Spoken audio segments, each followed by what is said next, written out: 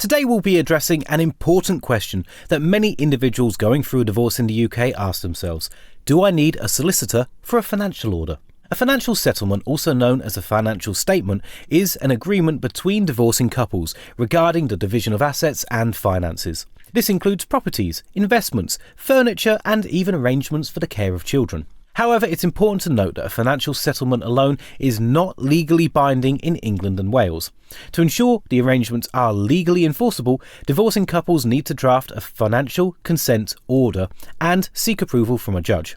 This order, also known as a consent order, solidifies the division of assets and finances agreed upon by both parties. A judge will only approve and sign the consent order if they believe the arrangement is fair to both individuals, otherwise it can be rejected. You might wonder why a financial consent order is necessary in the first place.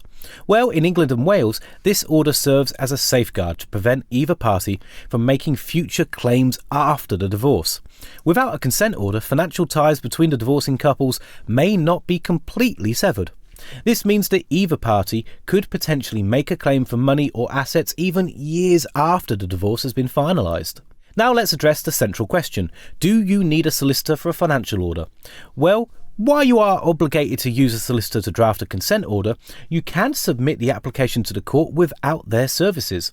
However, it is advisable to consult with a solicitor to navigate the process smoothly and ensure that the judge deems the agreement fair, thereby increasing the chances of the order's approval. To apply for a financial consent order, both you and your ex-spouse must have reached an agreement on how to divide all matrimonial assets and finances. Additionally, you will need to wait for the conditional offer or decree nisi before submitting your consent order application. After submitting your consent order application, there won't typically be a court hearing.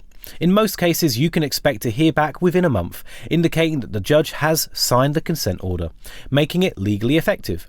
However, if the judge believes the agreement is not fair, they may request changes before signing it. Even with the most amicable of divorces, it can still be worthwhile to consult with a solicitor for expert advice on how to proceed. These days, there's many online solicitors that work out cheaper and easier than meeting in person.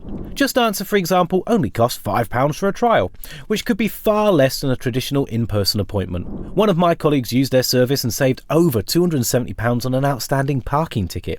I've linked that offer in the description below, and if you use that, you'll also be supporting Money Nerd, so thank you.